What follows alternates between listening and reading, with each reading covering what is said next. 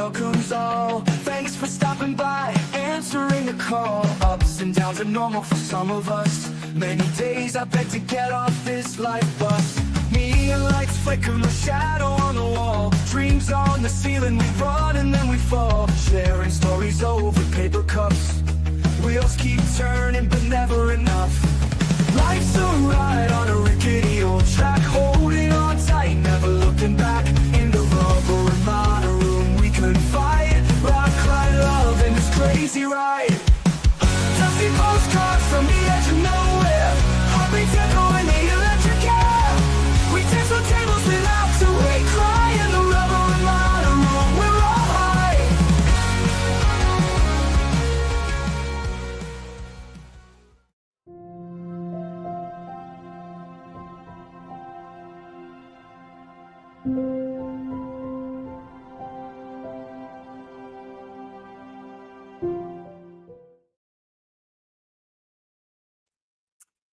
Well, hello.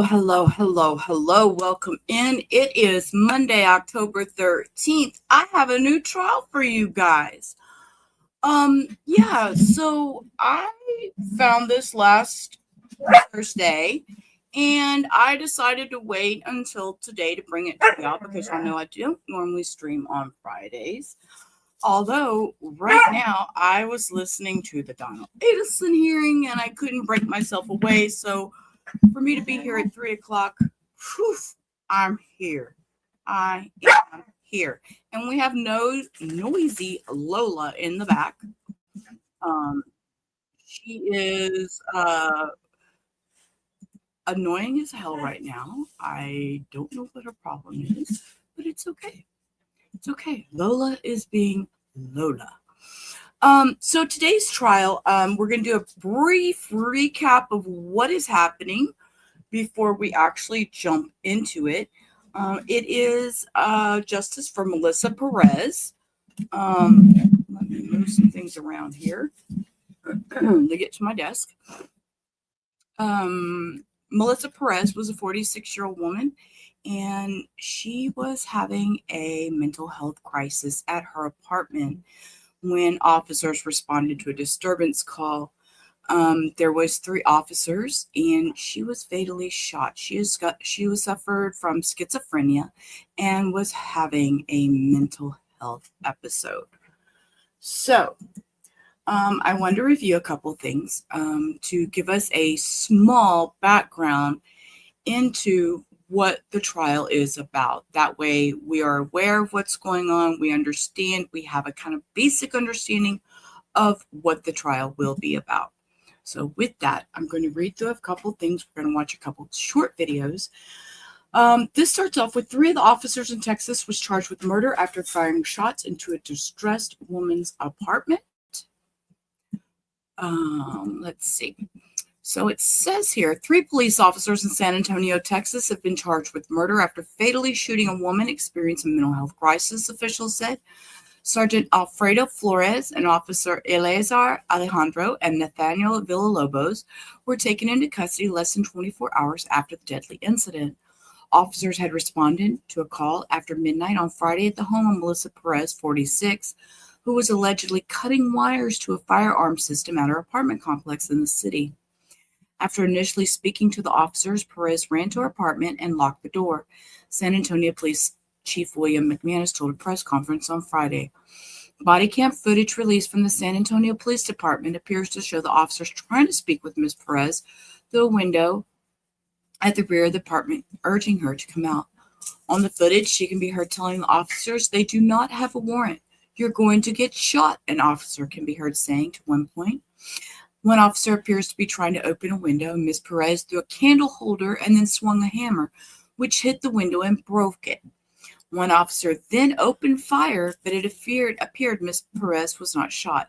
Seconds later, Perez advanced towards the window again while still holding the hammer, and all 3 officers opened fire. More than a dozen shots can be heard in the video. Perez was shot at least twice. She died at the scene. It appeared Ms. Perez was having a mental health crisis, Chief McManus said. The shooting officer's actions were not consistent with San Antonio PD policies and training, and they placed themselves in a situation where they used deadly force, which was not reasonable given all the circumstances as we now understand them, he added. Officers were suspended without pay and taken into custody later on Friday. Mr. Flores is a 14-year veteran of the department, while the other two officers have been with the force for 5 and 2 years, respectively. All three were released on a $10,000 bond, according to Behar County Jail, and a preliminary hearing date set for July 25th. And that is where we stand right now. So, what we're going to do with this next one, this is a big trigger warning. So I will put out my trigger warning very, very briefly.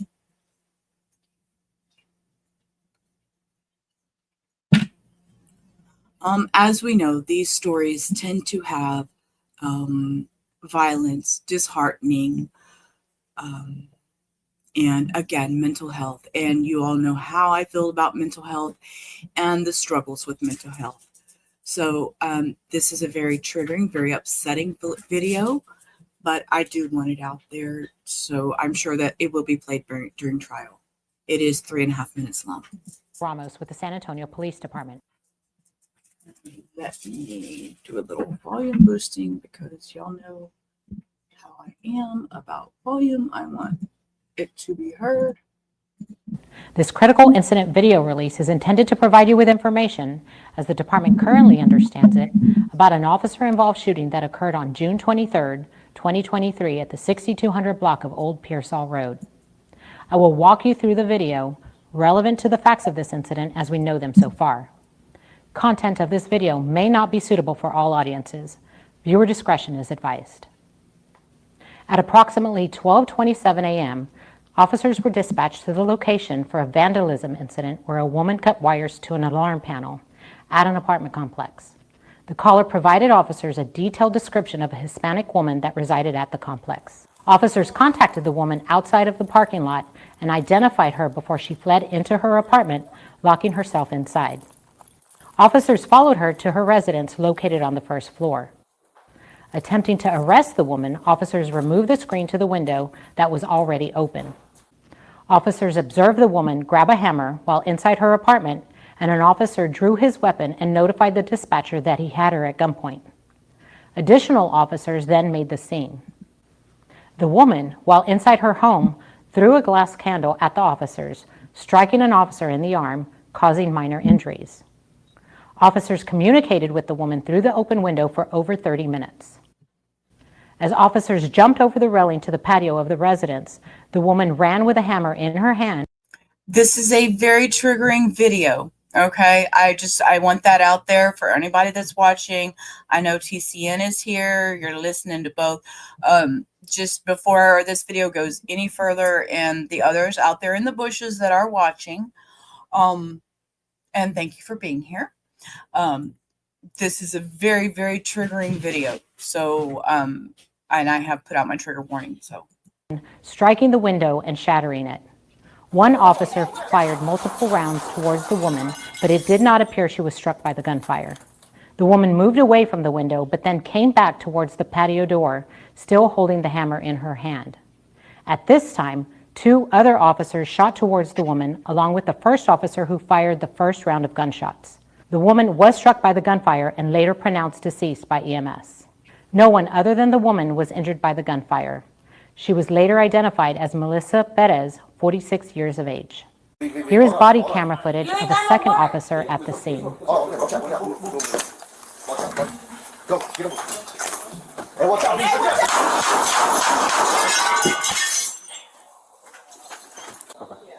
Here is body camera footage of the third officer at the scene. Hey, so if we have all this evidence, Hold on, B. Hold on. You ain't got no work. Go, get him. Hey, watch out.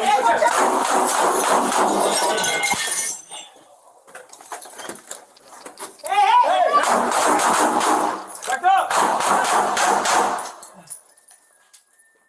Here is footage from another officer present at the scene, but who did not discharge their firearm. Hey, what's up? Hey, watch out!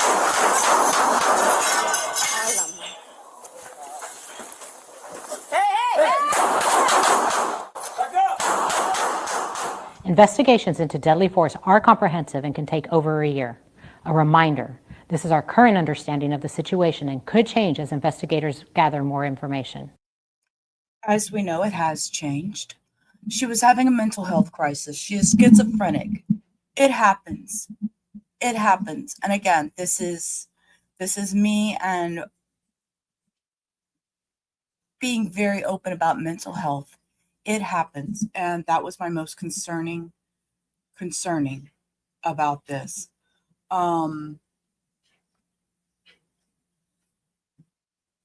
So with that, we're going to jump over to the trial. This is day one. There's a very brief opening that discusses the situation. And after the opening, we will fast forward and get to the trial. First, we watch opening statements. There are 3 men on trial here. There are 3 different juries. There are 3 different defense attorneys. So it gets a little confusing, but I'm here for it. Anything to do with mental health, I believe there needs to be reform. And as of this, there has been, let me scroll down here so I can tell you real quick. There is reform, which, why didn't it go to that? Let's see real quick. Reform.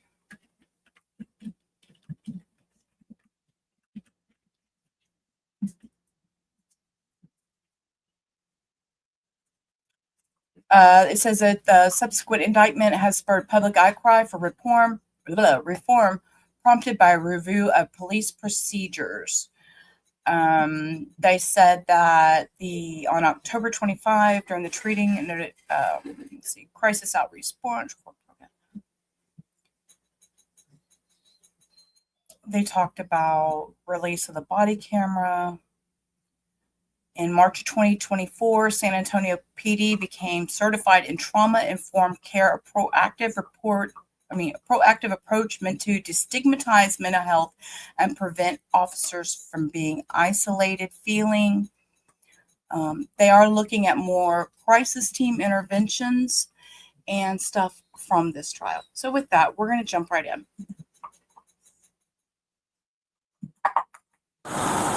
It all started as a disturbance call around 2 a.m. on June 23, 2023, at an apartment complex on the far southwest side. Chief William McManus said firefighters first arrived to the apartment of Melissa Perez, who was allegedly destroying a fire alarm. They then called police officers for help. At first, all that was said was during her interaction with police, Perez did something that threatened the officers, resulting in them firing shots and killing her. Body cam footage would later give us all a closer look to what happened. The edited body camera footage released shows when officers asked her to walk toward them, she says no and goes into her apartment. Officers are then seen on her balcony. Her window is open and officers remove the screen. Perez can be seen trying to close the window and telling them to stop. More yelling can be heard between Perez and the officers, and then she can be seen holding a hammer, and that is when guns are raised at her. Then officers are heard yelling, "Watch out," and gunshots erupted.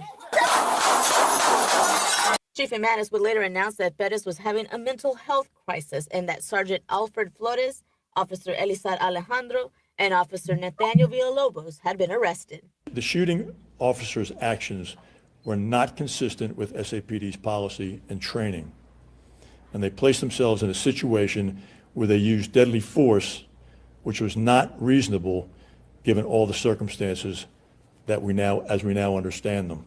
The 3 officers were charged and later indicted, Flores and Alejandro with murder, Villalobos with aggravated assault with a deadly weapon. Perez's daughter, Alexis Tovar, released a statement to ABC News saying, in part, "We've always been a pro-police family. This breaks my heart."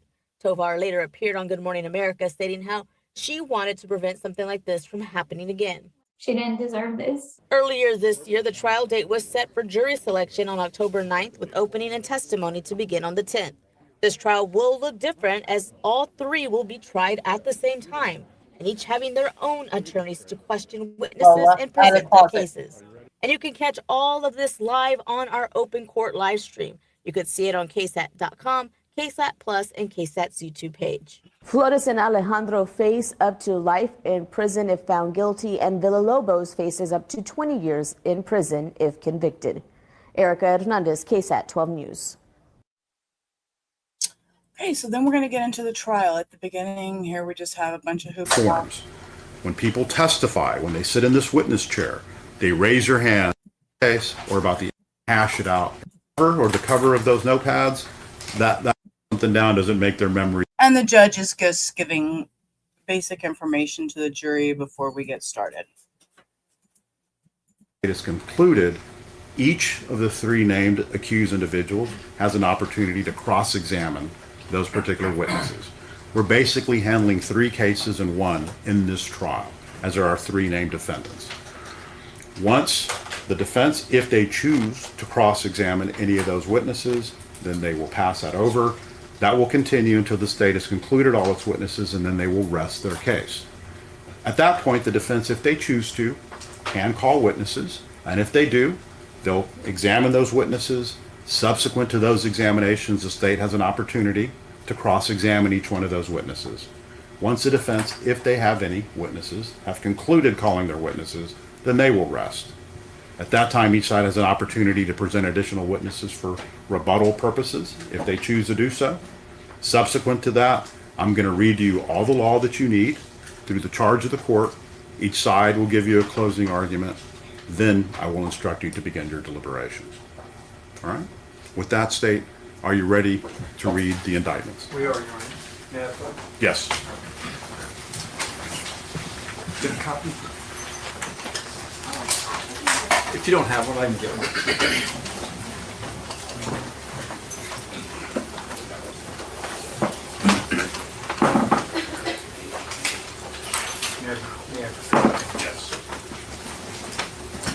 This indictment is entitled "The State of Texas v. Alfred Flores." It reads as follows. True bill of indictment. In the name and by authority of the State of Texas, the Grand Jury of Bexar County, State of Texas, duly organized and paneled and sworn as such, at the November term AD 2023 of the 379th Judicial District Court of said county and said court at said term, do present and into said court, the county and state aforesaid, and anterior to the presentment of this indictment, that on or about the 23rd day of June 2023, Alfred Flores, hereinafter referred to as defendant, with intent to cause serious bodily injury to an individual, namely Melissa Perez, did commit an act clearly dangerous to human life that caused the death of Melissa Perez, hereinafter referred to as complainant, by shooting the complainant with a deadly weapon, namely a firearm. The next count. On or about the 23rd day of June 2023, Alfred Flores, hereinafter referred to, or hereinafter called defendant, did intentionally or knowingly cause the death of Melissa Perez, hereinafter referred to as complainant, by shooting the complainant with a deadly weapon, namely a firearm. The next count. On or about the 23rd day of June 2023, Alfred Flores, hereinafter referred to as defendant, did use and exhibit a deadly weapon, namely a firearm, and defendant did intentionally, knowingly, and recklessly cause bodily injury to Melissa Perez, hereinafter referred to as complainant, by shooting the complainant with said deadly weapon, and the defendant was then and there a public servant acting under color of employment, namely a San Antonio police officer. Next count. On or about the 23rd day of June 2023, Alfred Flores did intentionally and knowingly and recklessly cause bodily injury to another, namely Melissa Perez, hereinafter referred to as complainant, by shooting a projectile at and in the direction of the complainant, thereby causing serious bodily injury to the complainant, and the defendant was then and there a public servant acting under color of his employment, namely a San Antonio police officer. On or about the 23rd day of June 2023, Alfred Flores, hereinafter referred to as defendant, did use and exhibit a deadly weapon, namely a firearm, and defendant did intentionally and knowingly threaten imminent bodily injury to Melissa Perez, hereinafter referred to as complainant, by shooting at or in the direction of the complainant with the said deadly weapon, and the defendant was then and there a public servant acting under color of his employment, namely a San Antonio police officer. Next count. On or about the 23rd day of June, 2023, Alfred Flores, hereinafter referred to as defendant, did knowingly discharge a firearm at and in the direction of an individual, namely Melissa Perez, and the defendant was then and there a public servant acting under the color of his employment, namely a San Antonio police officer. It's signed against the peace and dignity of the state by the foreman of the grand jury. To each count, sir, how do you plead? To all counts, Judge? Not guilty. Okay, you may have a seat. This indictment is titled State of Texas versus Alejandro. Reads as follows. True bill of indictment. In the name and by authority of the state of Texas, the grand jury of Bexar County, state of Texas, duly organized and paneled and sworn as such at the November term AD 2023 of the 379th Judicial District Court of said county and said court at said term, do present in and to said court that in the county and state aforesaid and anterior to the presentment of this indictment, that on or about the 23rd day of June 2023, Alejandro, hereinafter called defendant, with intent to cause serious bodily injury to an individual, namely Melissa Perez, did commit an act clearly dangerous to human life that caused the death of Melissa Perez, hereinafter referred to as complainant, by shooting the complainant with a deadly weapon, namely a firearm. And on or about the 23rd day of June, 2023, Alejandro, hereinafter called defendant, did intentionally or knowingly cause the death of Melissa Perez, hereinafter referred to as complainant, by shooting the complainant with a deadly weapon, namely a firearm. On or about the 23rd day of June, 2023, Alejandro, hereinafter referred to as defendant, did use and exhibit a deadly weapon, namely a firearm, and defendant did intentionally, knowingly, and recklessly cause bodily injury to Melissa Perez, hereinafter referred to as complainant, by shooting the complainant with said deadly weapon. And the defendant was then and there a public servant acting under color of his employment, namely a San Antonio police officer. Next, on or about the 23rd day of June, 2023, Alejandro did intentionally, knowingly, and recklessly cause bodily injury to another, namely Melissa Perez, hereinafter referred to as complainant, by shooting a projectile at and in the direction of the complainant, thereby causing serious bodily injury to the complainant, and the defendant was then and there a public servant acting under color of his employment, namely a San Antonio police officer. Goes on to state, on or about the 23rd day of June, 2023, Alejandro, hereinafter referred to as defendant, did use and exhibit a deadly weapon, namely a firearm, and the defendant did intentionally and knowingly threaten imminent bodily injury to Melissa Perez, hereinafter referred to as complainant, by shooting at and in the direction of the complainant with said deadly weapon, and the defendant was then and there a public servant acting under color of his employment, namely a San Antonio police officer. Final count. On or about the 23rd day of June, 2023, Alejandro, hereinafter referred to as defendant, did knowingly discharge a firearm at and in the direction of an individual, namely Melissa Perez, and the defendant was then and there a public servant acting under color of employment, namely a San Antonio police officer. Signed against the peace and dignity of the state, signed by the foreman of the grand jury.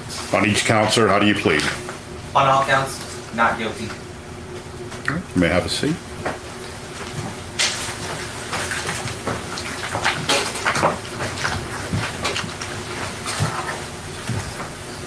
This next indictment is titled State of Texas versus Nathaniel Villalobos. It reads as follows. True bill of indictment.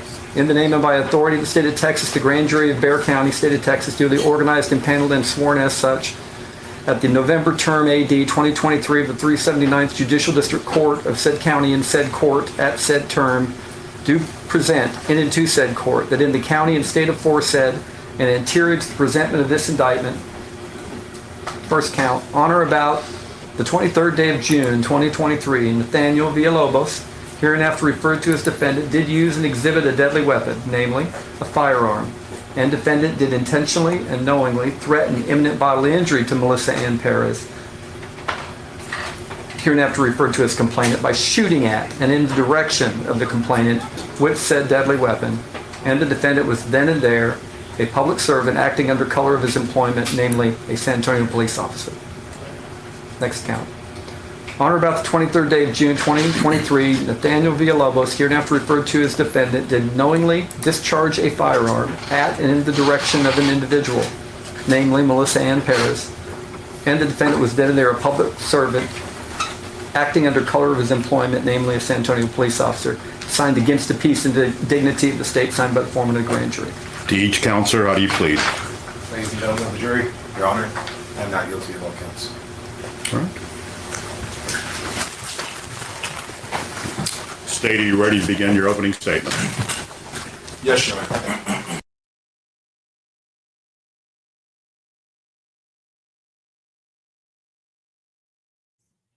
Okay, so a refresher recap for those who just came in. These 3 officers are on trial. 2 of them are on trial for murder, and one of them is aggravated assault with a deadly weapon for taking the life of Melissa Perez. She was having a schizophrenic mental health crisis. She was believing that her smoke detectors had the FBI watching her. Her family had stated that she had suffered from a schizophrenia and was having a mental health episode, believing the FBI was listening through her smoke detectors. So unfortunately, there is a lot going on. Prosecutors have claimed the officers used unnecessary force during the 2.5-hour encounter they had ample opportunity to retreat, obtain a warrant to enter. However, the defense argues that the officers had reason to believe Perez posed a threat to their safety, which I'm not sure why they would even think that. So, hello, TCN.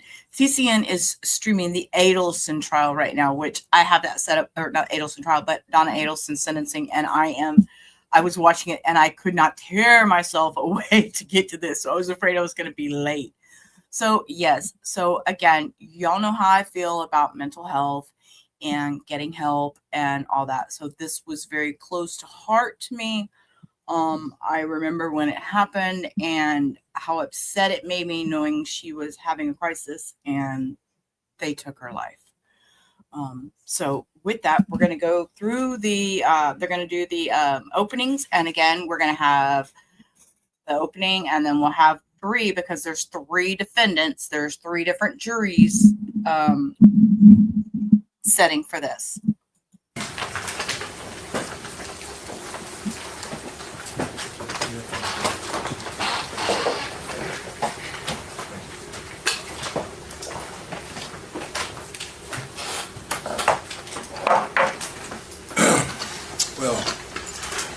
Good afternoon, ladies and gentlemen. Today we take the next step in a journey that we all started yesterday, a couple hours before this time, with 90 other of your ex-best friends. This stage,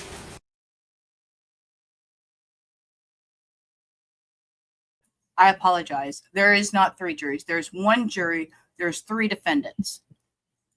Yes, exactly. 2.5 hours. And then they shot her. She was in a crisis and they took her life.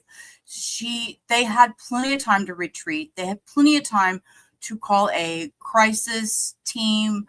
There was other things that could have been done to help this woman. So, yeah. I'm going to tell you about the events that occurred in our city. They started Thursday night, June 22nd, 2023, at Rosemont Apartments. Now, those apartments, some of you may be familiar with them. They sit and structured in the South Patrol sector, the way SAPD has the city broken down. And I expect over the course of this trial, you're going to hear that at about 12:33, Thursday the 22nd, SAPD got one or two 911 calls. There had been a disturbance at the Rosemont apartments. The fire alarms were going off. There had been some damage. Somebody had cut them. SAPD officers responded. Before then, SA Fire got there. I forget the engine number, but I know the captain in charge, you'll hear from him, then Lieutenant Chris Hudson. And the fire team. Just for extra knowledge, the family did file a civil suit against these 3 officers, and it was dismissed. They took effort to reduce the noise abatement and turned off, and they also met a person you're going to hear about. They met Miss Melissa Perez at their apartment. She lived there. They lived in apartment 202. They talked to her from the time they arrived up until the first SAPD officer arrived. And I suspect you'll learn that this was SAP Officer Jesus Rojas. He arrived on scene about, I think, 12:49 p.m. By the time Officer Rojas got there, the fire department had ceased the noise. Yes, they cut the power. And Officer Rojas also engaged with Ms. Perez.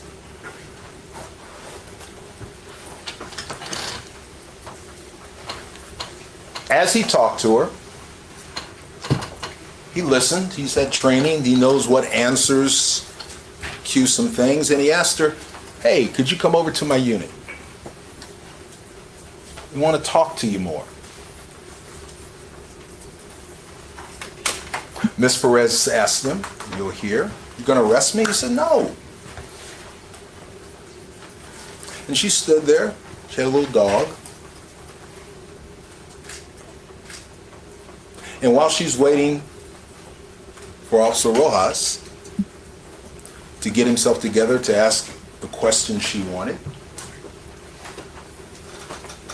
another officer, an Officer Ramos, comes up and approaches the 2 of them. It's normal procedure. Every officer always has backup. And Miss Perez, seeing that, knowing the state, she decided to go back to her apartment. You'll hear and learn that she got into her apartment, and yes, the officers were pursuing, at before 1 a.m. on now Friday, June 23rd. Over the next 15 to 20 minutes, Officer Rojas went back to do his research. Officer Ramos stayed at her door. And you'll hear he kicked at the door, banged at the door, come out at the door, come out at the door, come out at the door, banging at the door, kicking at the door, banging at the door. For all those 20 minutes.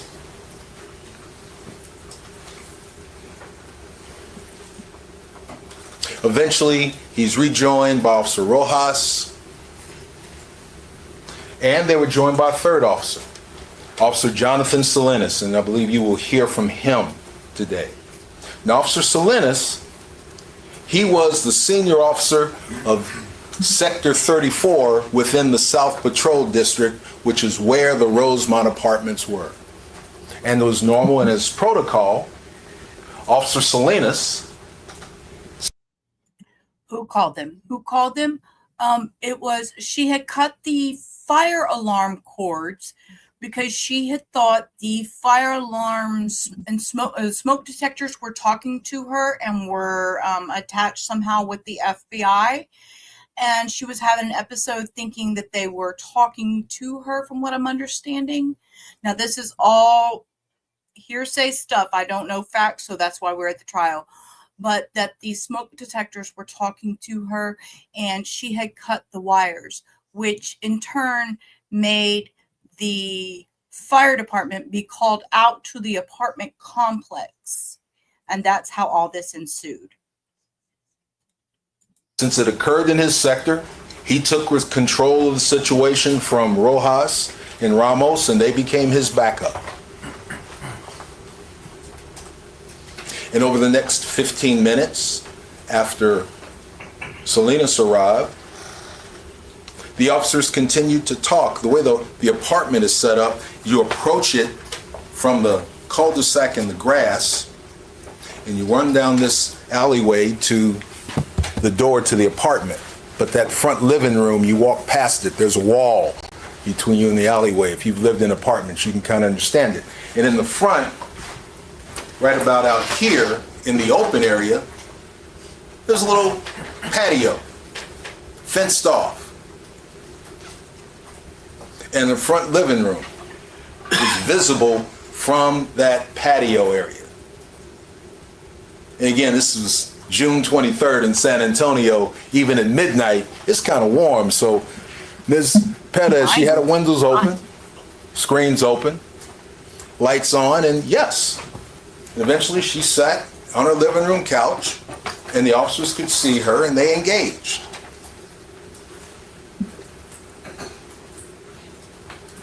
Melissa, come out. You'll hear, and the evidence will show. She said, nope. Come out. Nope. Officer Rojas, expect he will hear you. He suspected that he needed to ED Ms. Perez, or write it up as a suspect report.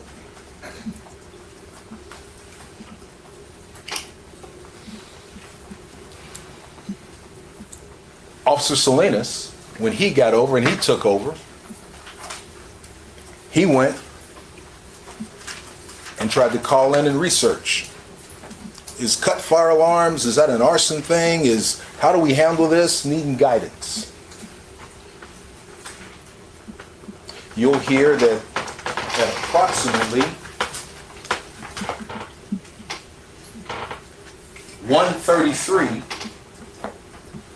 Officer Salinas, the officer in charge, comes back and he tells his other two officers, we're done. We're just going to write it up. If she comes out, arrest her. But we're going to write it up. Salinas goes to his unit, checks for guidance from higher downtown. You'll hear from a detective, Michael Thornton, who was the detective at night CID on duty that night, took a call from Salinas. And you'll learn that at that stage, 48 minutes after Ms. Perez had gone into her home, you were told, write it up. List her name, suspect report. We don't know the exact amount of damage. Get back in service. And ultimately, at approximately 1:22 a.m., 50 minutes after the initial encounter, that's exactly what Salinas came back to Ramos and Rojas and said, that's it, it's over. And all three officers turned off their body cam. Case was closed, going to be written up. Let's get back to work.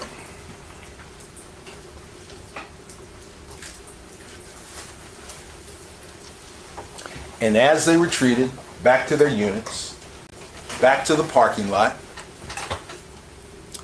officers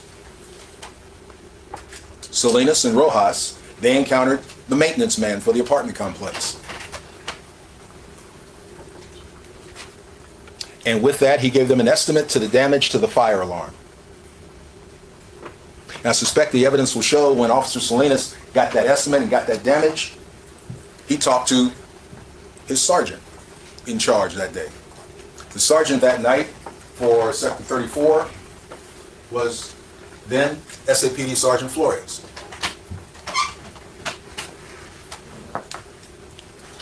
And that at approximately 1:36 a.m., Salinas spoke to the other two officers, and 1:36 was 64 minutes after the initial call, after they closed it out. So I talked to Sarge. We can go in. Go into that patio, go into that front screen. And they turn their body cams on, they go back. And first they patrolled around the apartments. It's a 3-bedroom apartment. You have the living room behind the patio. You have a guest bedroom. You have another guest bedroom. I suspect you'll learn that in the second guest bedroom, Ms. Perez has a set of bunk beds. And then finally, if you go around the corner, you get to the master bedroom here in the back. And the evidence will show that Officer Salinas himself, probably 66, 67 minutes after the call, he's flashing his light into the apartment. Melissa, let us in. She said, nope. He comes back, he talks to his fellow officers. Yeah, she's in bed. He's retreating.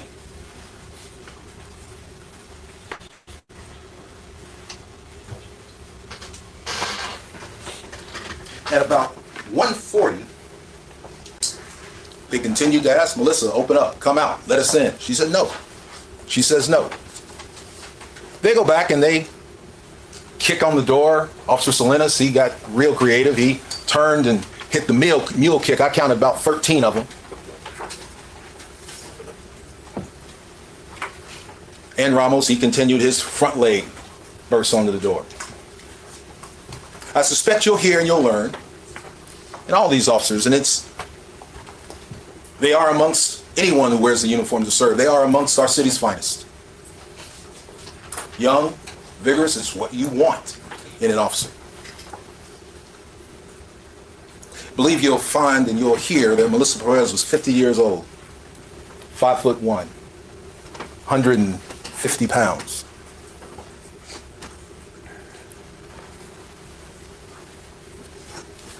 And in that state, after those 68 minutes, and again, Melissa's alternately sitting in the living room couch, looking out her bay window into that area. The officer's talking to her. She's saying nope.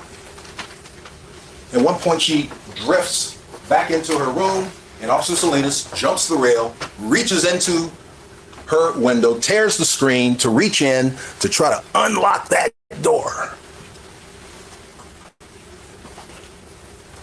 And after all those kicks, in 68 minutes, 1 hour, 10 seconds, all the refusals to hear her, yes, Melissa Perez, she got up and she picked up an object, a hammer, resembles this, and she runs at the window of her apartment.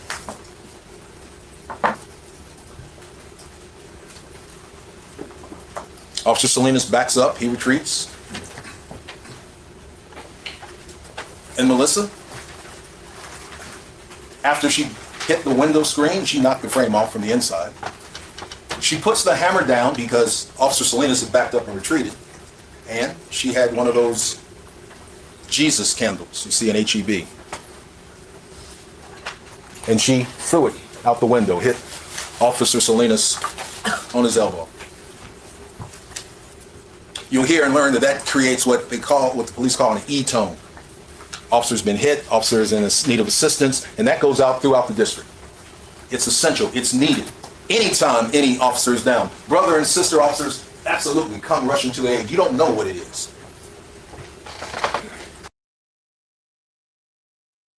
I'm really trying to be respectful and quiet during this opening. That call went out at about 1:40, 68 minutes.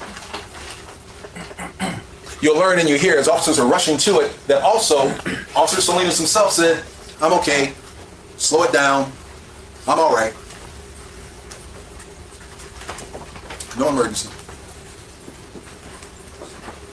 And in the reaction, then Officers Villalobos and Officers Alejandro, they're part of the response.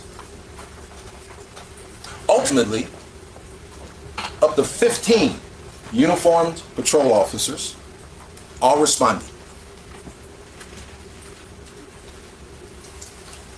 They're all standing around that open bay window. Multiples flashing light. You'll hear that 3 or 4 of them, Melissa had a guest.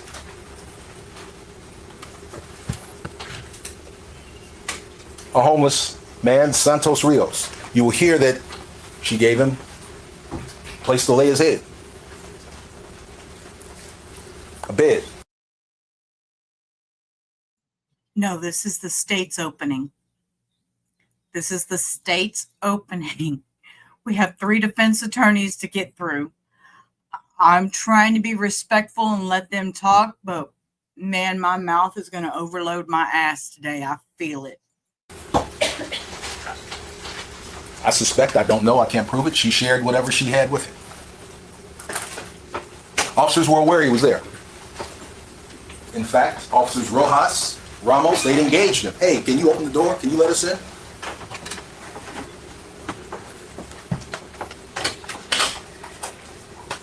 Over the course of time, once Sergeant Flores got there and he gets briefed from Officer Salinas, Officer Villalobos. I really hope he's going somewhere with this opening because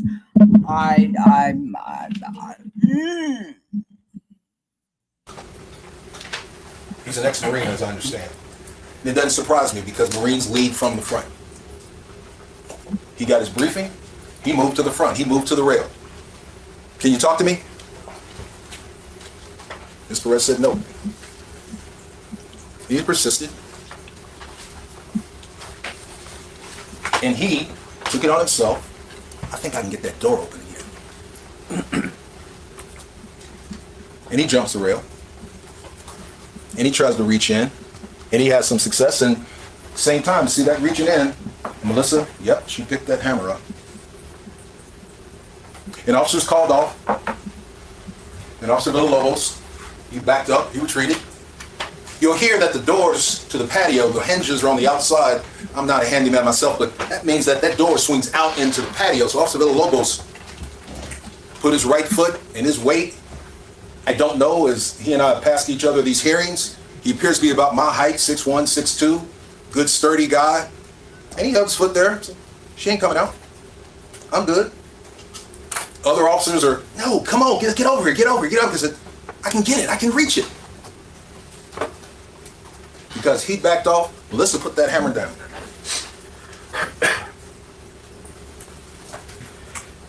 In fact, the evidence will show that between Officer Villalobos, Officer Alejandro, because of the patrol officers, he was kind of senior. He was working his way up to SWAT. He had been a high performer, the kind that we want to reward. And he's calling Villalobos, "Get back, get back, get back, now, now, now."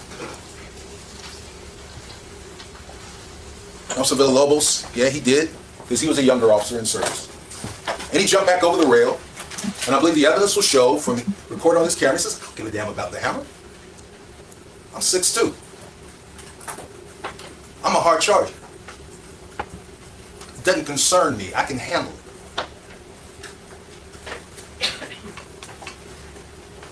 While all this is going on, officers still surround and some are catching up. Hey, I start vacation after this shift is over with. How have you been? Some concept, something called a plan is formed. you'll hear from an officer, Andrew Chernick. Officer Chernick is a 20-year cop. He's been a detective in other instances, but he was a patrol officer here. Because the plan was to repeat Officer Villalobos and Officer Salinas' attempts to go over the rail in front of Ms. Perez, who can see it coming, and try to unlock the front door. And this is about 78 minutes after the damage.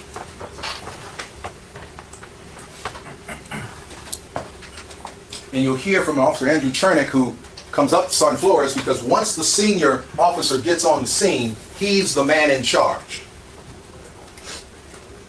And Officer Chernick comes up to Sergeant Flores and says, "Sergeant, I think we're thinking about this wrong." She's sitting right there watching us coming through the front. I can go into the back. And while you're talking to her in the front, we can come in with less lethal tasers.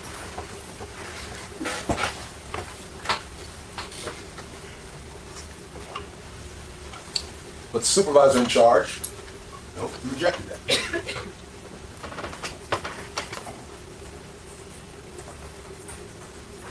And ultimately, at 2:02 a.m., a plan was hatched together.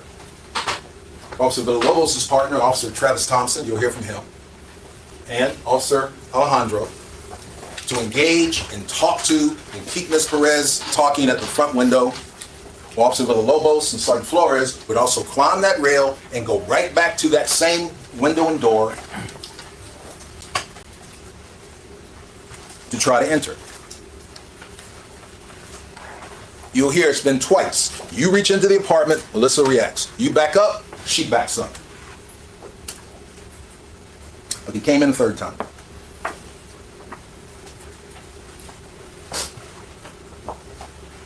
Only this time, officers responded to that pattern with deadly force.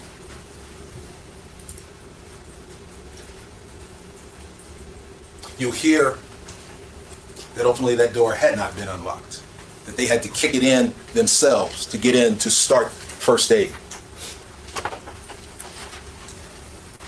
And ultimately, before 3 a.m., Melissa Perez was declared deceased.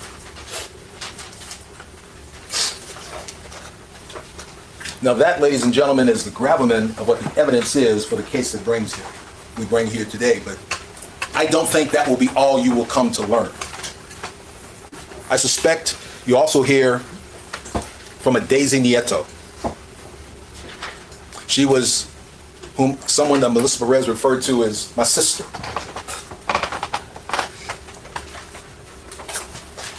You may learn that opening her home to a homeless man was not unusual for Ms. Perez. The reason she herself had that 3-bedroom was that she had 4 lights in her life.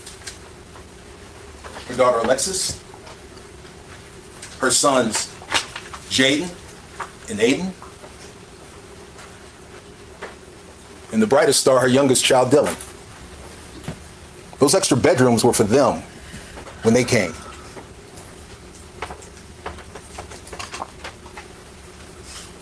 You'll learn that over time, I suspect you'll hear the negative evidence that there is no one that says Melissa Perez gave consent to enter her home. No one will say they had reason to believe Melissa Perez was destroying evidence. You'll hear that no one had reason to believe that Melissa Perez could escape out the back door of that apartment there was that did not exist when 15 of SAPD's finest are watching her and got eyes on her for 2 hours and 30 minutes. You'll also hear that none of those 15 officers thought that after 78, 2 hours and 30 minutes, no one thought about doing the constitutionally mandated thing of going to a neutral and detached magistrate and getting a warrant to breach Ms. Perez's home. It wasn't a consideration.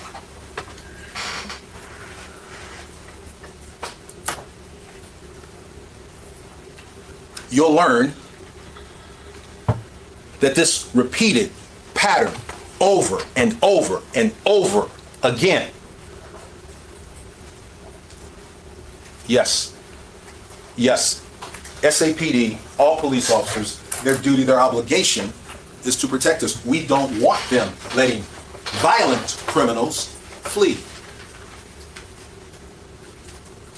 But you'll hear when again, the officers on the ground think to write it up. Maybe we need the ED. I just went back and looked. You know, I just went back because I was guessing it. I was guessing myself too that it wasn't that because this really sounded weird the way he's presenting this. But no, he is the state. He was sitting at the state's table. So yeah, they're the ones being charged with what they did to her in her mental health crisis. So yeah. Here, maybe we need to do something else. What you will not hear is a justification to not comply with Texas law, their training and policy. At the end of all the evidence, we expect you will have evidence of the who that did what, shot and killed, or shot at Melissa and Perez. To whom? Melissa and Perez. At apartment 202 of the Rosemont Apartments in the early morning hours of Friday, April 23rd, 2023. You will have the who that did what, to whom, when they did it, where they did it, how they did it. Such that at that time, Mr. Lunan, Mr. Escobar, and myself, we're going to respond right back here to the spot, and we're going to ask you for your verdict of guilty on each and every count of every indictment.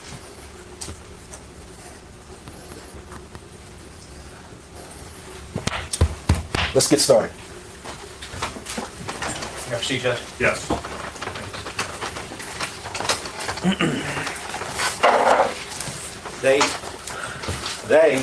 They had a right to go home to their families. They had a right to go home to their wives. They had a right to go home to their children. They had a right not to be a victim.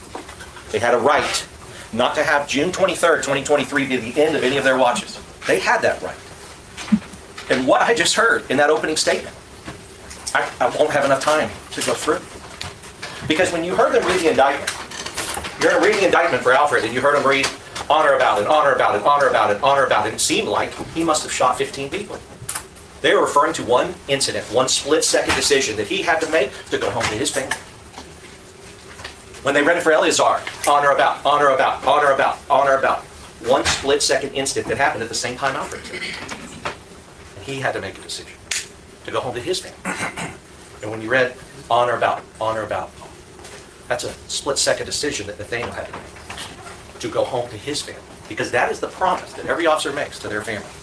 Is that I'm not going to do anything to not come home to you guys tonight.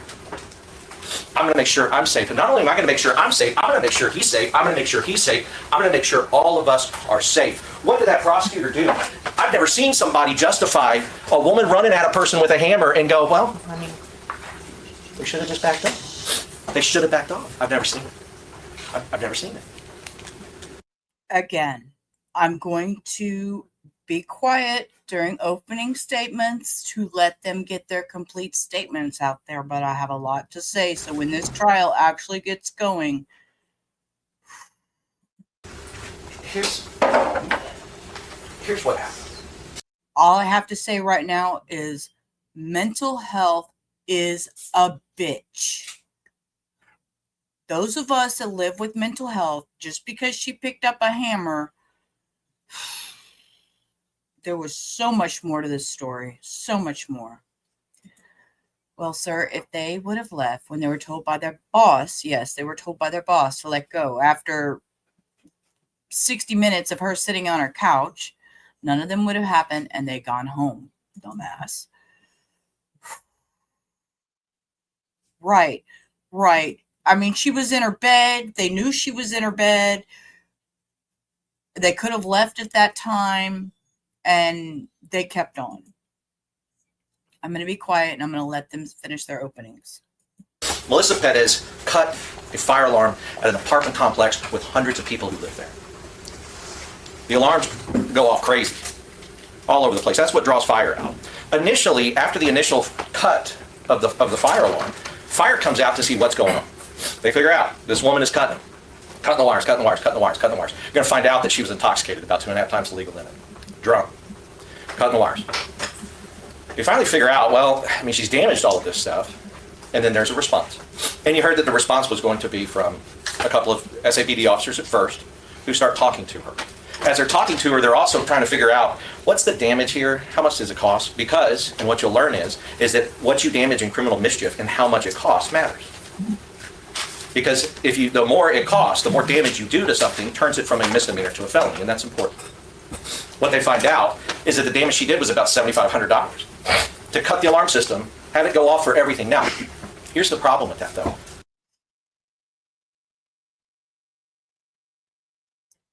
The amount of damage is irrelevant.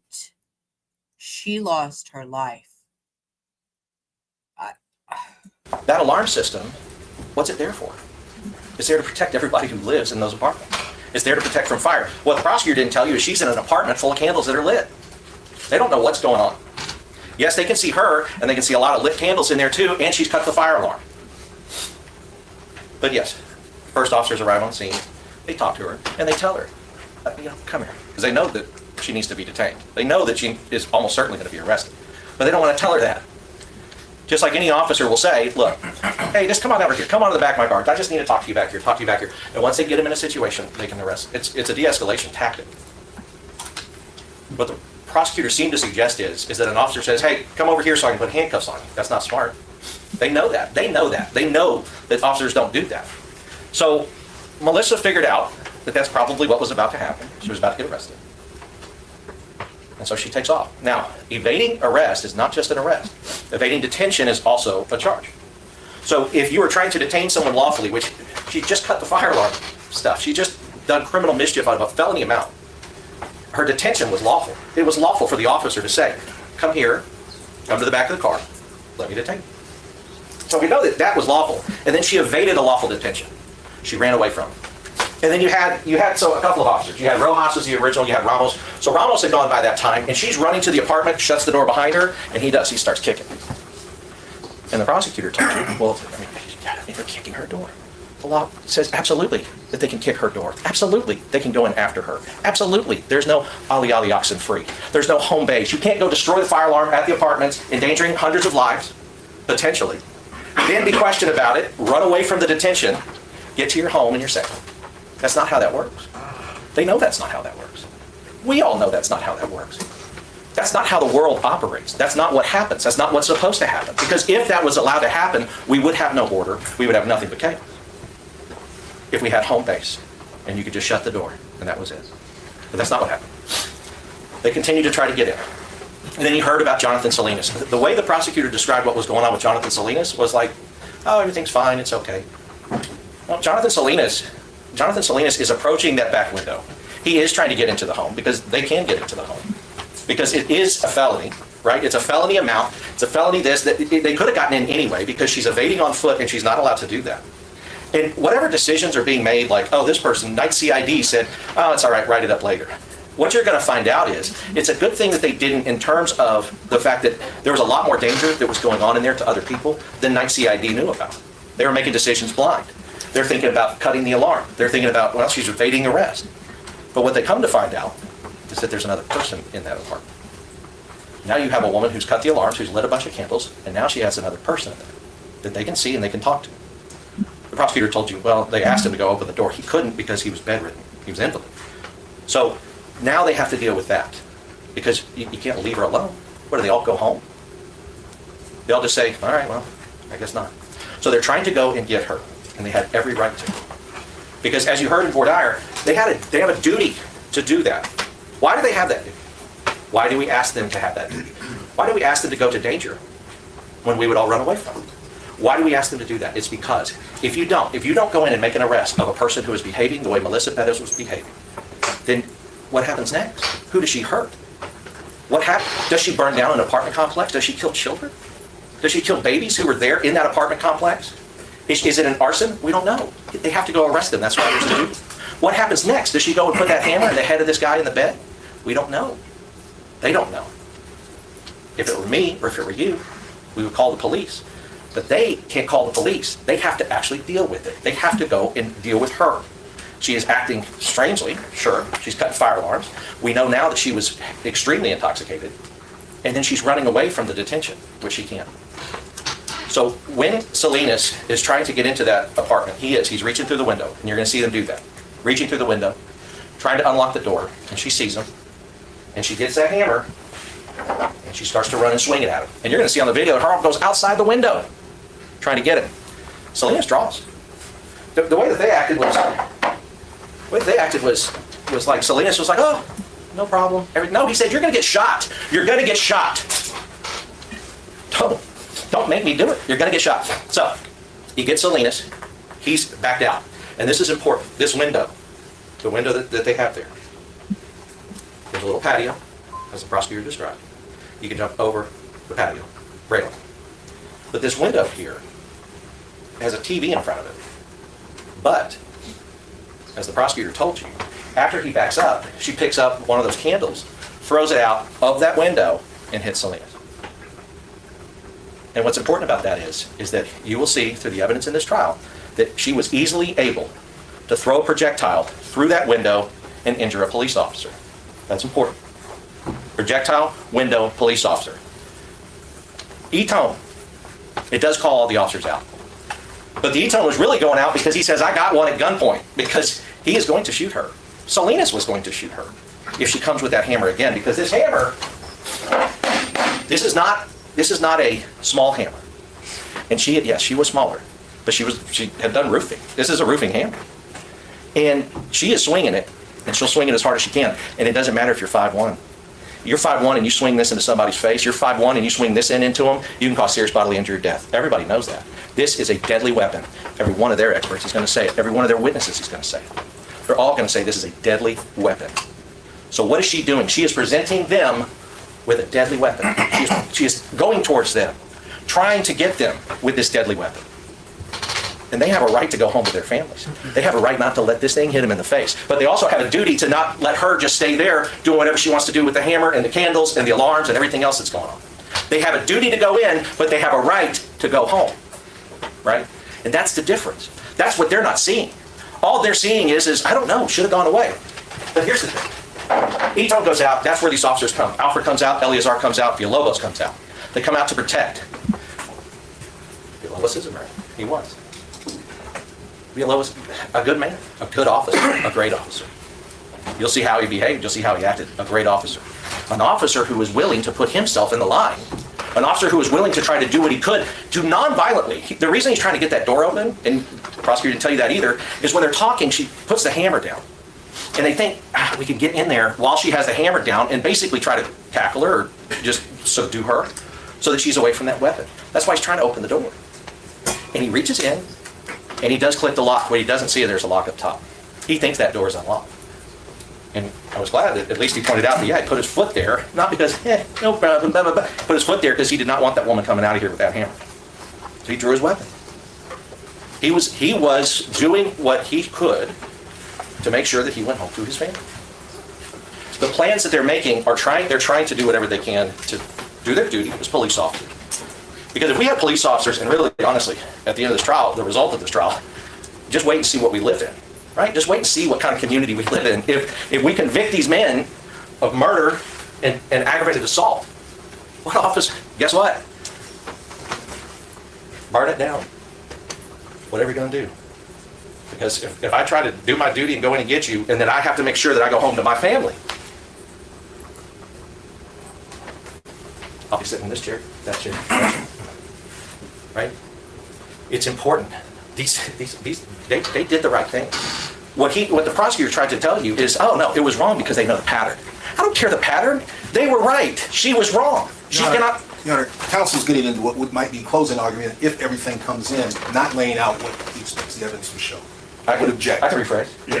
The evidence will show they were right and she was wrong.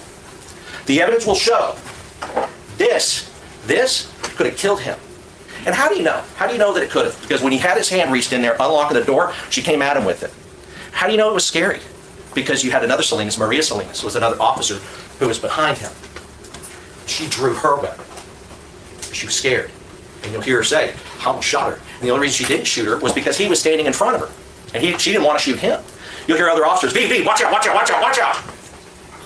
And he has to get out from the window because she's coming. And what they would say is, well, you should have been in the window. No, he needs to be in the window. That's what his job is to be in the window. His job is to be in the window so we don't have to be. His job is to be in the window so that everybody else can be safe. That's his job. That's what he does. That's what he does. That's what he does. That's their job. And they tried to do what they could. But eventually, they're right. He backs out. They look and formulate different plans. If you remember, counting mule kicks and kicks and kicks, they're not having a whole lot of success over there on that other side. Door. It's a strong door. 15 minutes. Thank you. It's a strong door. They're not having a lot of success. So they did the final thing that they did, and Nico's about to get up here and talk to you about some of the things individually in that moment and what they would see and how they experienced. But they finally, in that last moment, she is coming with the hammer.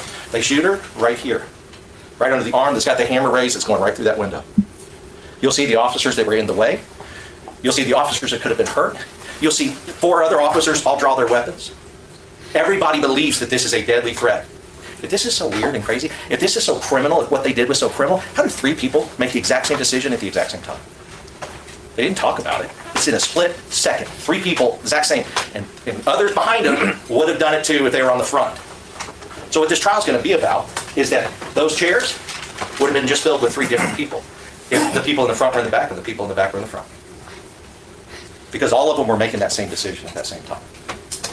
That this was a deadly threat that was presented.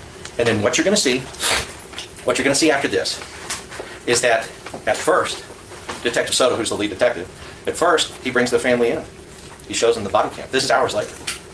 And he says, look, I mean, she was, just because you have mental problems or anything like that, you could be just as dangerous. And her daughter says, I know. And you're going to hear their daughter say, yes, she's aggressive. She does not like when people question her. The family went in and looked at it, and yeah, and that had to be hard. Detective Soto was in a position at that point hours later, but then all of a sudden something switched. And they filed 3 murder cases. They walked a warrant, which means they walked over and went to a magistrate and filed 3 murder cases against 3 people. You know why there's only 2 murder cases now? They walked that warrant about 10 to 12 hours later after the shooting. They didn't do any investigation at all. Detective Soto went and did a warrant without even seeing or talking to everybody. Something switched. And all of a sudden, they get filed on for murder. You know why there's only 2 murder counts now? It's because they figured out after their investigation that she was only shot twice. One of the officers didn't even shoot her. Right? But he got arrested for murder. Because their investigation was terrible. It had no basis in reality. It didn't look at any of the evidence that you're supposed to look at when these things happen. At all. They didn't even get the benefit that a normal, everyday person would get, which is really all they should get. They didn't get it. So 3 people get arrested for murder. She'd only been shot twice. They didn't overload. They didn't shoot at a time before. They didn't shoot one more time after they heard the word she's down, she's down. She shot twice. As she was coming, at 3 officers with a hammer just like that, they had a right to go home to their families. They have that right. She had no right. No right to go into her home after evading arrest. She had no right to go into her home after cutting the fire alarm. She had no right to stay in that home after hitting Officer Salinas with a candle. She did not have that right. None of us did. They had the right. They did what they had to do to go home to their families. The same thing every officer does, and the same thing every officer promises. And at the end of this trial, you're going to see that all of that is true. And now I'd ask Mr. Levin. Totality of the circumstances, thank you, Jason. You're going to hear that phrase quite a bit. Officers talk about totality of the circumstances, and I find it interesting that Mr. Harris left a lot of the circumstances out. If you noticed, he was talking. I don't like how they just switched like that. Didn't tell us who's talking for which defendant or nothing. It just no, sir. talking very calmly, and I understand that because this was anything but a calm situation. He talked about it as if it was very nonchalant, that people were just talking and then she didn't want them in, as if she had the authority to tell them not to come in. As if they would have gotten a warrant, that would have changed anything. Can we play it out? The evidence will show, and experts are going to testify. And I'm going to say this, their experts, Daryl, your expert's going to agree with me. Their experts are going to agree with us that if they got a warrant, they would have been in the same situation. Because then they would have breached, it's going to call breach, you're going to hear a term about breach. They would have breached, and the same circumstance would have been there. They would have been in the same situation. There's no requirement to get a warrant when you have probable cause to enter. You're going to hear about 9.32, 9.33, Chapter 14, 38 of the Code of Criminal Procedure. You're going to hear about a lot of law through experts. We have experts, they have experts. I anticipate that some of their... He did in the video, he did say, come out or you're going to be arrested. He did say that in the body cam, and I'm sure they will play the full body cam during the trial. But that brief body cam that we saw at the very beginning, he did say that. Experts are going to agree with us on a lot of stuff, because policing is policing is policing. So let's talk about what Mr. Harris conveniently left out. So after you've heard already from Jason that there was a criminal mischief, they can go in. You don't need a warrant for a felony offense. So they went in, they had permission. After Salinas was trying to get in because he could, she came at him, and look, no one's going to swing hard right now because we don't want to take any chances. I'm going to have a good grip, but I don't want to take a chance. It wasn't, don't come in my property. It was, I'm swinging. I'm going at it. And you're going to see she reached out the window, I'm going to change hands, and she's going at him. And Salinas draws his weapon and says, I'm going to shoot you. And what Mr. Harris didn't tell you, she says, shoot me. I'm going to shoot you, and you're going to hear, shoot me.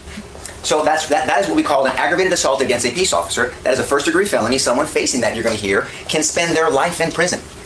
If that same person, you're going to hear during the testimony, accomplishes their feat and hits somebody in the head with this thing, in here, even from a 5'1" lady, and that person and that officer passes away, this table, remember I mentioned this to Mr. Looney the other day, he didn't respond to me, they would charge her with capital murder. So an aggravated assault against a peace officer, David, right, is an attempted capital murder. That's what it is. And that was the first one. And she's saying twice. So as you heard counts, that would have been 2 counts of attempted capital murder. 2 counts of attempted capital murder.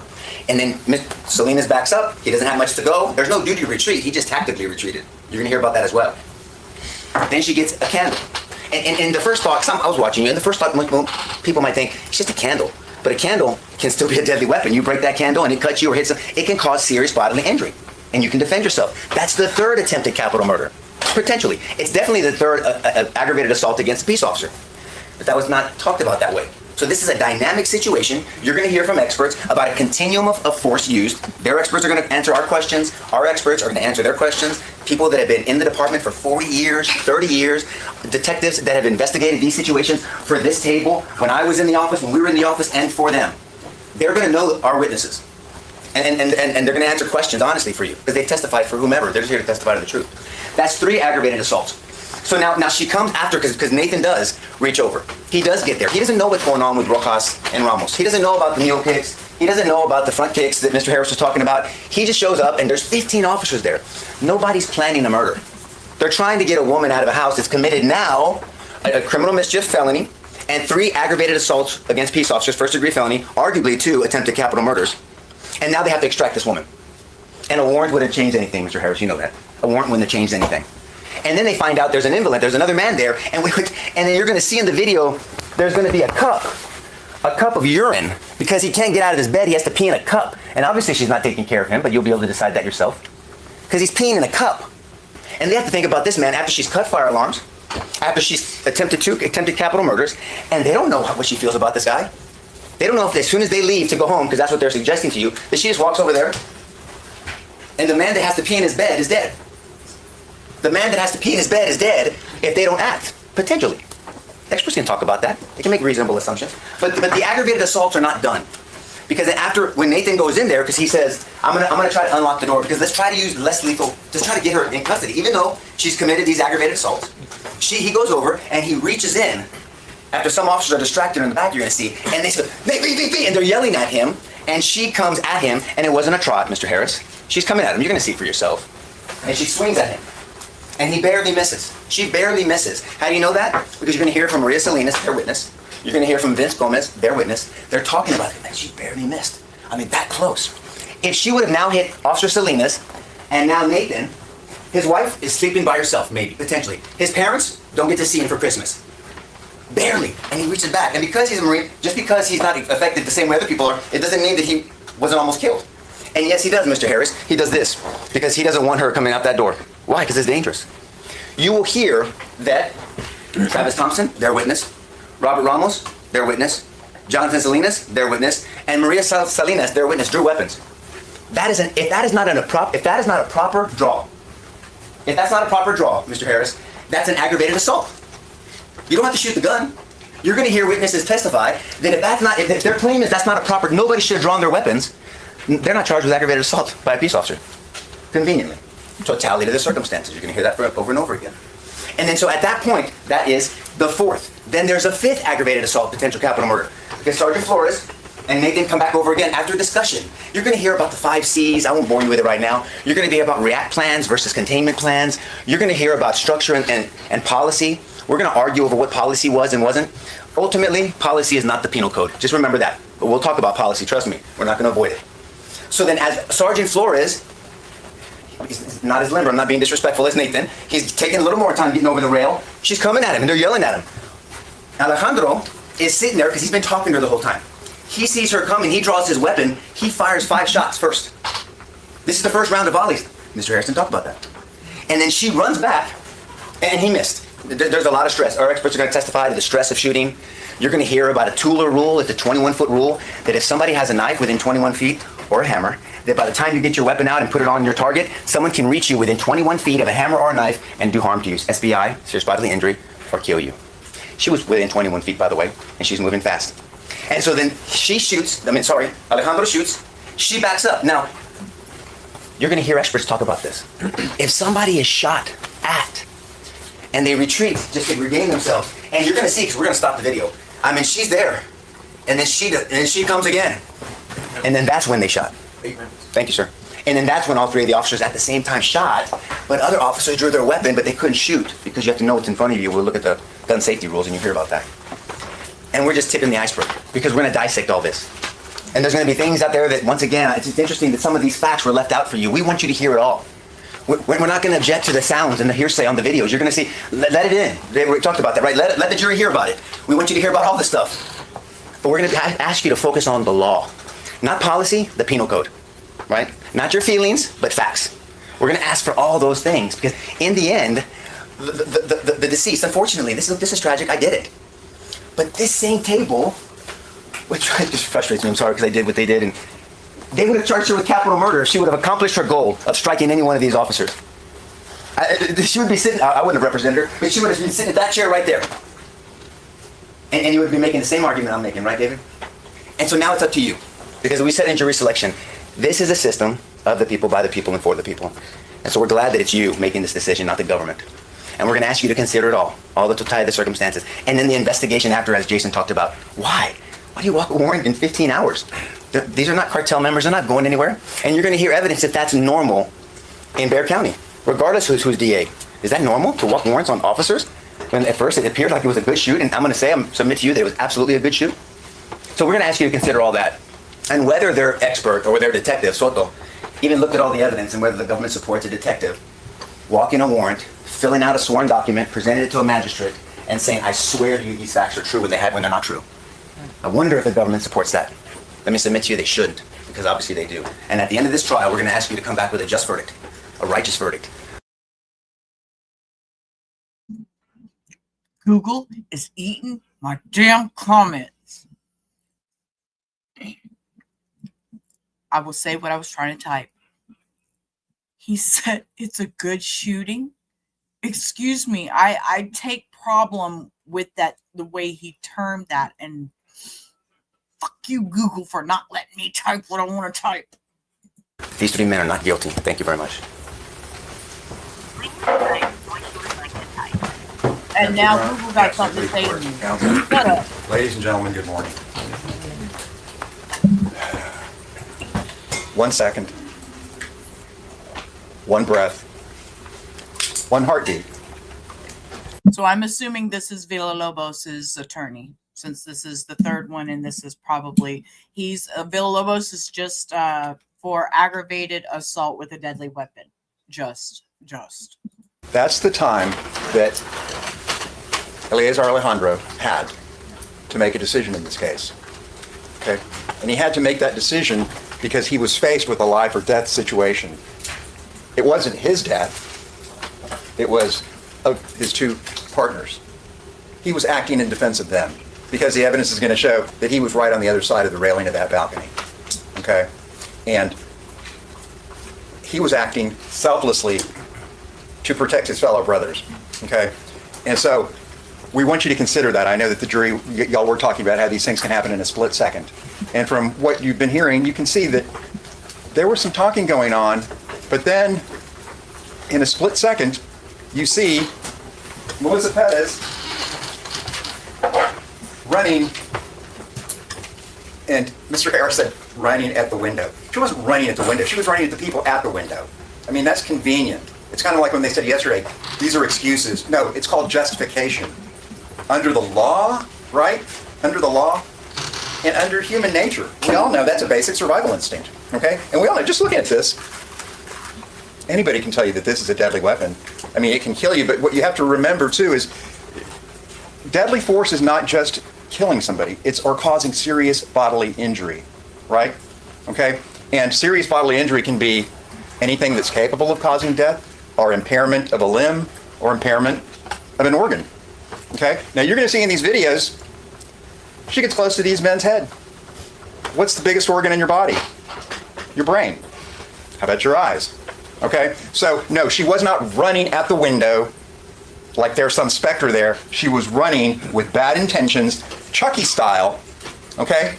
Or like a tomahawk with bad intentions. And you're going to see in some of these frames, she's doing this, right? She is, and she's a roofer, okay? And they told you what her size was. She's taller and weighs more than Mr. Alejandro, okay? So she was not a small person, and she was 5 foot. She was 5'1", 150 pounds. Knew how to use this, and she knew what she was doing when she picked it up. Now, what was curious in Mr. Harris's opening statement is he mentions nothing about the justification with regard to these men using deadly force. All he talked about was, oh, they really shouldn't have been there. They really shouldn't have been there. Once she asked them to leave and told them they couldn't come in, then they shouldn't have been there. And then when they are trying to follow the law and doing what they're supposed to, prevent injury, when a felony is committed like this, they're going in. Oh, as long as they don't go in and she threatens them, then everything is fine. Now, another thing that you may be wondering, when the police were called, when the fire department was called around 11:30, I think it was engine 36, and it was Lieutenant Hudson who was in charge of the San Antonio Fire Department unit that went out there. He talked to Melissa Perez for like 30 minutes when they got out there. Okay, all the neighbors were out there because they all abandoned the buildings because the fire alarms were all going off. She was getting into arguments with the neighbors, all right? One neighbor even videotaped her. Lieutenant Hudson videotapes her when he's talking to her.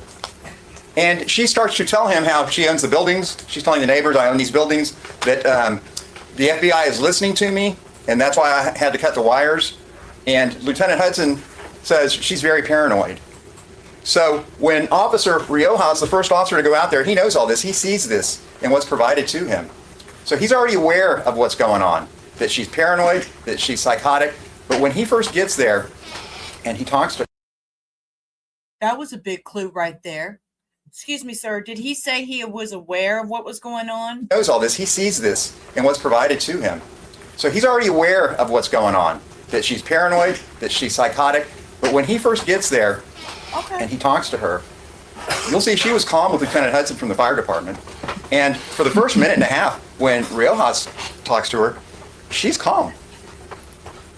She starts to get irritated when Riojas starts to say, do you have mental illness? Or are you on medications? And then she starts to get defensive, like it was brought out earlier. Her daughter says, yes, she doesn't like being questioned.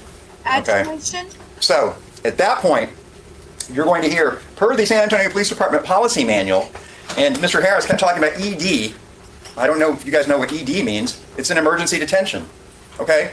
That's when somebody is a danger to themselves or a danger to others. Okay? Now, Officer Riojas, and then when he first starts talking to Melissa and he asks her about cutting the wires, she denies it. She denies she did it. But then Lieutenant Hudson says, come on, tell him what you told me. And so then she admits it. Riojas had probable cause at that time to arrest her for a felony. He did not. He had probable cause to emergency detain her. Mr. Harris keeps talking about, later on after she ran back to her apartment, then Riojas decided maybe he could emergency detain her. There was plenty of the evidence right there for him to emergency detain her. And to emergency detain somebody, you got to cuff them. The thing is, he could have called Ramos and said, hey, get a hold of MedCom, the unit that's in charge of finding a hospital bed for somebody who needs to be emergency detained. He didn't tell anybody about that. Riojas didn't say that. He didn't tell SAPD. He didn't tell Ramos. He could have used. Now he said, "Well, I didn't want to cuff her because she was aggressive and acting angry." Well, you're going to see she wasn't. But when she was calm, he had 3 big firefighters right there with him, and one of them, the lieutenant, was even saying, "Hey, I got this video." Oh, he even offered to say, "Hey, you want to take this as evidence?" And Riojas was like, "Nah, no." And you're going to hear too that Riojas and Ramos, this wasn't their district, and you're going to see that they were basically lazy about this whole thing. They didn't like responding to this because it was out of their district. The district was Salinas, who was the 3rd officer to show up. Okay, so Ramos shows up about 3 minutes after Riojas, and Melissa Perez is there with the firefighters. At that point, Riojas, who still hasn't done anything that he was supposed to do per the manual, and knowing that this woman is clearly a danger to herself and others, you got all the neighbors out there, he doesn't say, hey, let's walk over here with Officer Ramos, and both of them can detain her. Or even before Ramos, he could have called on the San Antonio Fire Department people to detain her. Or he could have called MedCom and say, hey, I need even more backup because I want to detain this person. He didn't do that. Instead, he says, hey, Melissa, follow me. And he starts walking back to his own unit, 35, 40 feet away, when Ramos is over here in the complete other direction. He violates policy because he's letting her walk behind him. Doesn't know what she's doing. Now, once again, this is a woman, a felony, probable cause for a felony arrest, certainly probable cause to be emergency detained. And he gets in his car, and he starts to run things on the computer, and he says, stand in front of my car. She takes off. And then Ramos says, hey, come back here. So the second officer, Ramos says, hey, come back here. She takes off. Ramos starts walking after her. So it's no surprise that she makes it into her apartment, which is apartment 3102, not 202. She makes it back to her apartment, and she closes the door. So then they begin to try to determine, what are we going to do? Okay? And they do talk to some supervisors. And this is going to be interesting. They said Officer Salinas is going to be their first officer. Officer Salinas, when he arrives, remember, this is his district. He's the 3rd officer to show up. They tell you that it was Sergeant Flores okayed the idea to go in to the apartment. Okay? When you see Officer Salinas' initial report, he doesn't say anything about whose idea it was to go into the apartment. Okay? But when they talk to him later on, Salinas says, I told Sergeant Flores, now that I found out that it is a higher amount, and they don't even really know. I mean, it could have been because the guy says, hey, I know it's going to be expensive to replace this entire fire alarm system, which, by the way, had been damaged before, but we'll get into that, the evidence of that. So Salinas says, he calls Flores, and he says, hey, now that I found out that it is a felony amount, she's sitting there in the living room. I can go in and get her through the window. It was Salinas' idea. I can go in and get her through the window. And Flores goes, okay, it's a felony, okay. Then these gentlemen say to Salinas, well, that's not in your report. And Salinas even owns it more. He goes, no, it was my idea. So when they tell you, they go back and they tell the other two, it was Sergeant Flores' idea to go in. No, it was Jonathan Salinas' idea to go in. So you had Riojas. None of this would have ever happened if Riojas would have done his job, and their own witnesses are going to tell you that. Their own witnesses are going to tell you that, okay? And then Travis Thompson, who was also out there, who they say they're going to call as a witness, is going to say, I told these guys, he said, I was going to pull my gun too. She was a danger. She was using deadly force. And he said, and by the way, he said, they kept trying to get me to say, but per the manual, there was no exigent circumstances to go get her. And Thompson said, no, I told him there was. Hot pursuit, which is interesting because yesterday I brought up that Mr. Lunan wasn't using that phrase at all. Hot pursuit, which the United States Supreme Court has recognized as, you see somebody committing a crime, as Mr. Goss said, does it mean they get away with it if they make it to their house? No. Hot pursuit. Officer Thompson says, when I brought up hot pursuit, they didn't want to hear about that. They said, no, look at the manual. Let's not talk about the law. Look at the manual. Okay? Now, Maria Salinas, earlier, before this even happened, and Eleazar Alejandro, you're going to see, is a fine man. He's a veteran. He's going to be a father. His wife is a police officer. She's expecting. Right before this, he and Maria Salinas are out and doing their thing in their district, and there's some guy walking on the street because he'd just been kicked out of his house, and he's like, my girlfriend's mad at me, and I think her brothers are going to come over, and he said, I don't have a place to go. He wasn't in talk to her or anything. He just out on the street, and Alejandro says, well, get in the car. He said, I can't drive you to your mom's house, who's in the northeast part of town, but I can take you to a store. And he takes him over there, and he gets on the phone and is talking to this guy's mother in Spanish. And then he says, hey, look, I can't stick around with you because the E-tone came out. He said, there's an officer in trouble. I got to go. Okay? So Alejandro takes off. Maria Salinas has already taken off. When Alejandro gets there, you've heard about all this time, he is there for 12 minutes. 12 minutes before this shooting happens. And you're going to see, he was only there for 12 minutes. Once again, an hour and a half before, if Riojas had done his job, this wouldn't have happened. Oh, I didn't even say Ramos, who they're calling as a witness. This is really interesting. Riojas, Ramos, and Salinas still all have their jobs. You're going to see on the evidence is going to show Ramos, fine officer, he does, among other things, he starts to say to Melissa Perez, she's wearing a bandana. What are you, a gang member? When he's talking to her and she's inside her house. And then he starts to use his taser to threaten to tase her dog. I'm going to tase your dog, okay? And then he starts to say, are you a gang member? What are you on? And then he's flashing his flashlight in the living room where she is, and she starts to flash a flashlight back, and he says, mine's bigger. And then he turns to a buddy and he says, you got to find your phone where you can get it, okay? Now, one thing I forgot to say, Salinas knew from prior experience that Melissa Perez had mental issues. Neither Salinas, Ramos, or Riojas ever told Sergeant Flores about that. And then remember, Riojas didn't do his job in the first place because he didn't ED or arrest her immediately, and none of this would have happened. And throughout all of this, none of these people, none of these other officers ever told Sergeant Flores or these other gentlemen about what her condition was. As a matter of fact, when you watch the videos, those two are moseying off in the corners. They're not anywhere to be found. It's these three who show up, and they showed up because an officer was in trouble, right? I got one at gunpoint. Salinas pulls his gun on her. I'm going to shoot you. Shoot me, right? Then the E-tone goes out. So when Mr. Harris said that she threw the candle before, no. She threw the candle out the window and hit him after the E-tone occurred. So the E-tone was for Salinas having somebody at gunpoint. Then she throws the candle out and hits him. Now, you're also going to hear from the experts. They're experts, from the medical examiner, from their lead detective, Soto, and he's quite the trip. They walked warrants in 16 hours. There is no way that guy looked at every single body camera or all the evidence in this case. When you look at his affidavits for the warrants of arrest, a lot of the significant information is missing. Now, what you're going to find out is within 16 hours of their arrest, who was in on the decision to arrest these guys within 16 hours? These people over here. They worked in tandem with the SAPD administration to walk warrants on these three public servants within 16 hours without looking at all of the evidence. And you're going to see in Soto's affidavit, it is replete with missing information. And then, a lot of these people were afraid to talk to us. We just talked to Thompson yesterday, and he's the one who says, yeah, they didn't want to hear about hot pursuit. And these guys are going to tell you they had the right to go in, and deadly force was appropriate. This was a tragedy. There's no question about it. Okay? There is no question about it. This is one of those cases where it's, a choice between the horrible and the terrible. All right? But these men didn't wake up that morning, and when they put their clothes on and put their badge on and left their families, decided, you know what? I'm going to go get somebody tonight. You'll see that they were out there to help. Alejandro is a hostage negotiator. He was actually, about to, number one on the list to make the SWAT team. And you can even hear him later. He said, well, now that I've been involved in a shooting, everybody knows they get put on administrative leave. There go my chances to get on SWAT. Okay?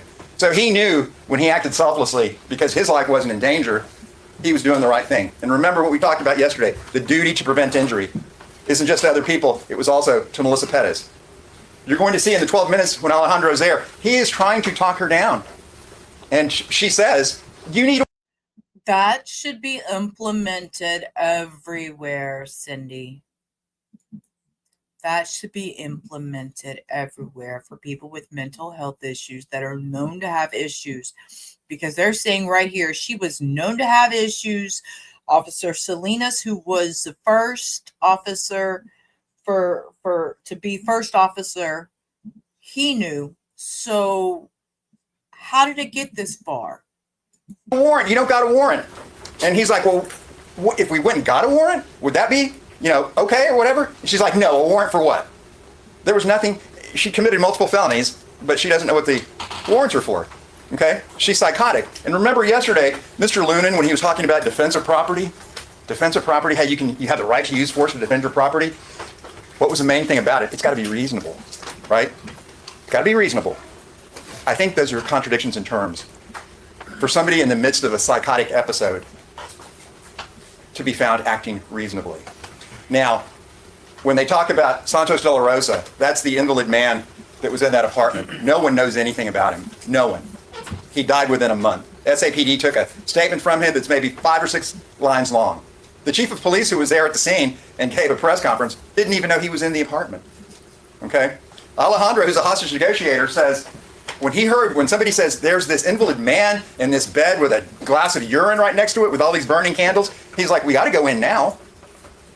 Right? You don't know what this woman's going to, you think all the other neighbors are going to be comfortable with SAPD just saying, you know what, we're out of here. You're on your own. And that man's on his own. And Mr. Harris talked about her family, that she had all these extra bedrooms because the family was the light of her life and she had all these kids. The evidence is going to show her children were all taken from her. Okay? And you're going to hear evidence why. Because of her psychoses. Because of other issues that we'll get into. Oh, this is going to be a hard one, guys. This is going to be a hard one. Ooh, what have I gotten myself into?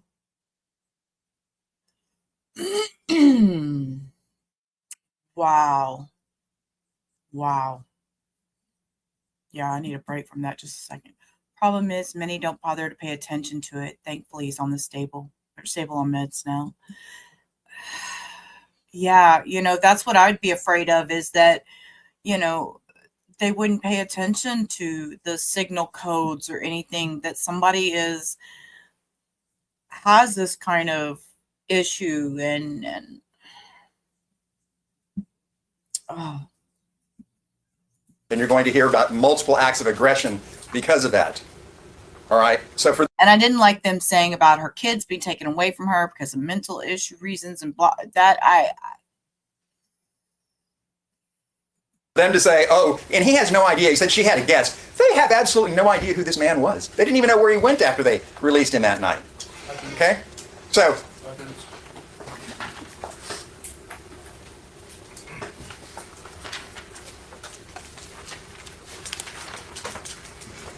Did you want to address? Okay.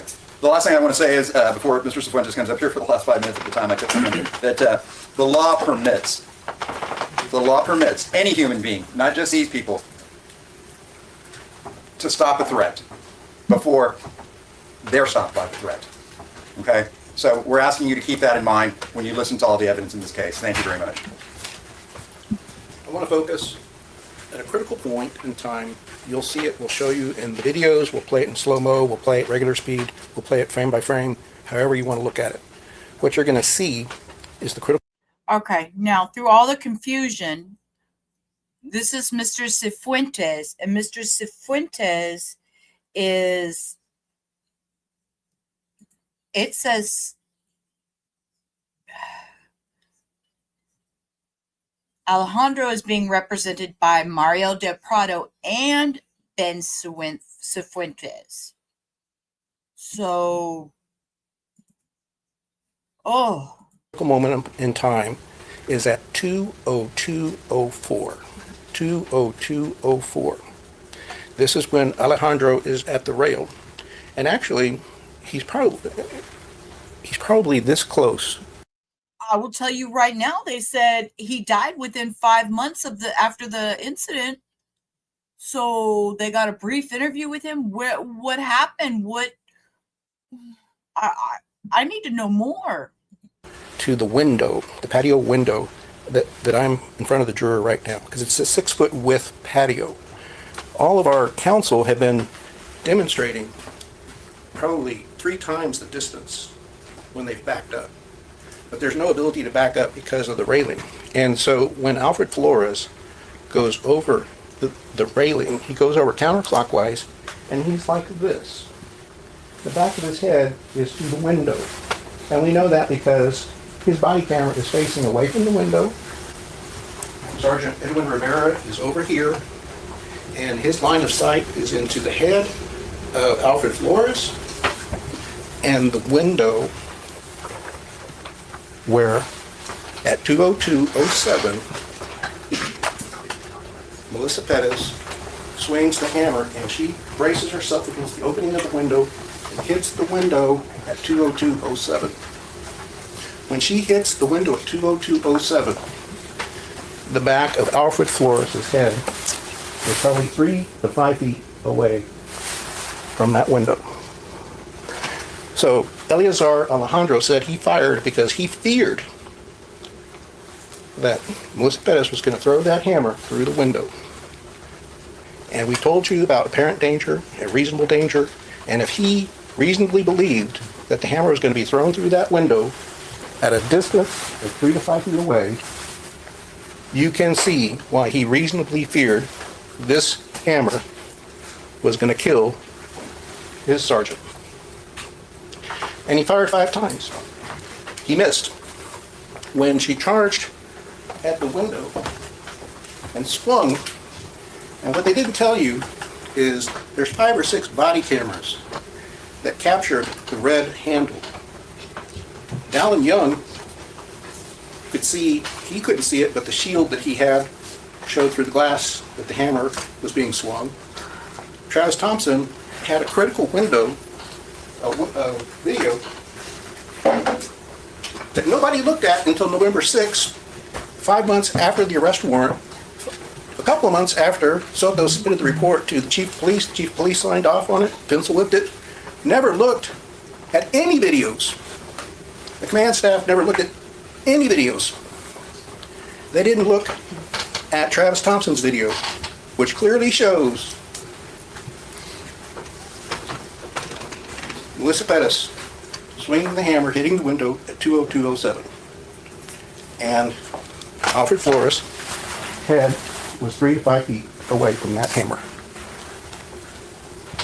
Melissa Perez returned into the interior of her apartment, and then she looked at the patio window, was having her hammer, lunged forward and ran and closed the distance in a short period of time, and that's when the second volley was fired. This is information that the prosecution left out. This is information that was falsified in the affidavit, and we'll get into that in greater detail. Falsified?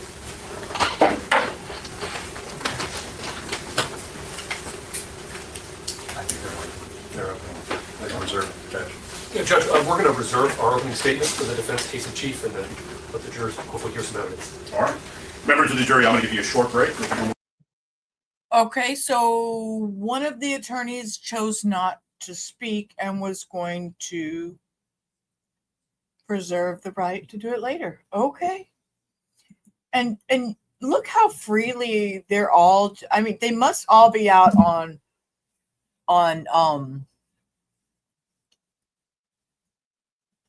bond because they're all just so freely walking around. Okay. Let's get to our first witness. I'm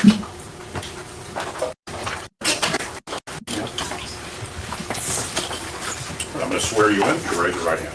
Do you solemnly swear or affirm that the testimony you give in this matter will be the truth, the whole truth, and nothing but the truth, so help you God? Yes, I do. You may need to lower the microphone, make sure everybody can hear you, okay? Okay. Can you introduce yourself to the jury and spell your name for the court report, please?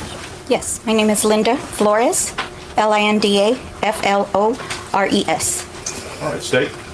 Now, how are you this afternoon?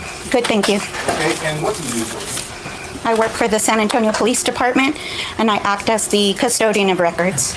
Okay, and as a custodian of records, if you could just briefly describe what you do. I provide police records. anything from police reports to digital media evidence. And specifically the digital media evidence, does that also include officer body cameras? Yes, it does. From your knowledge,